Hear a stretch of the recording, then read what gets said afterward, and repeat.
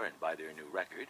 Of course, plenty of fans these days don't. From NPR News, this is All Things Considered. I'm Melissa Block. And I'm Robert Siegel. Let's say you love a band and you want to make sure they keep making music. You could be old-fashioned and go to the record store and buy their new record. Of course, plenty of fans these days don't pay.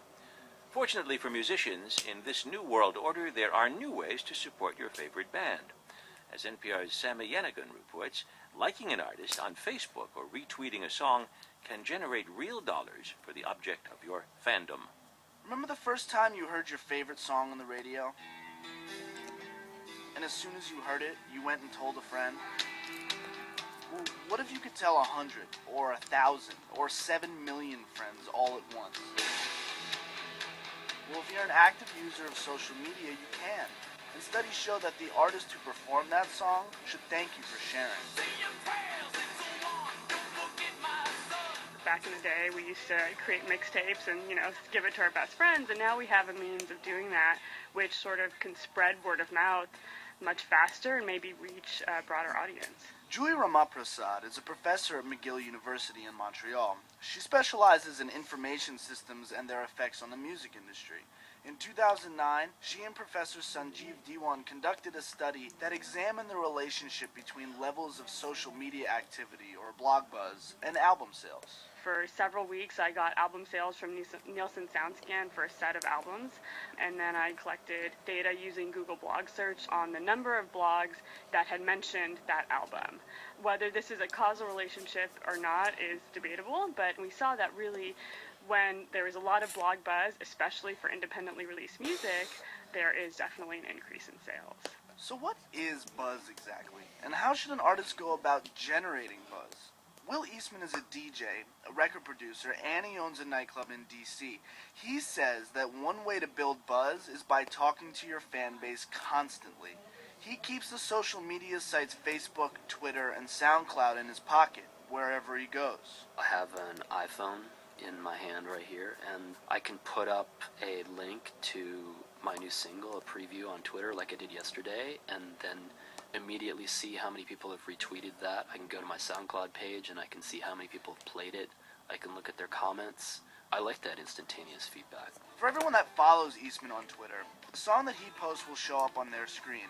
Then those followers can choose to resend that song to their followers, and the viral spread begins.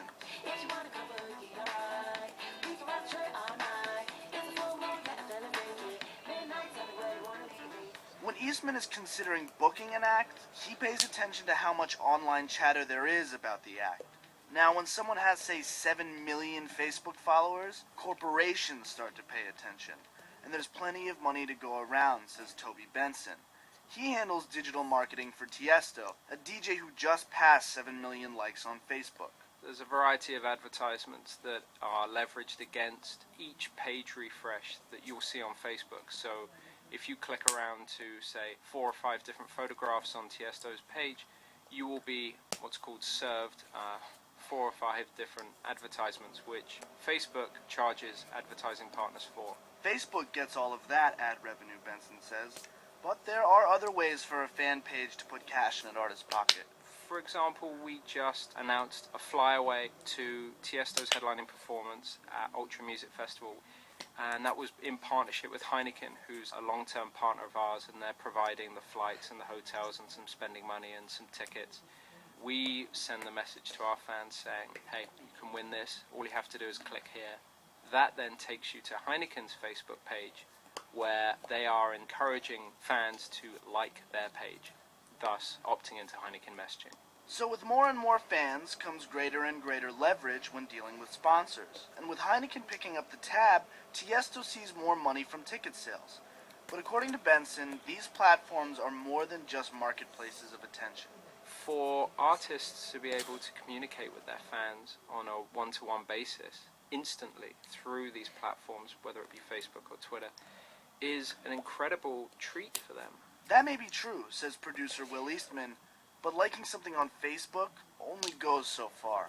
In all honesty, an ideal fan is a fan who supports your music and shows up. Sami Yenigun, NPR News.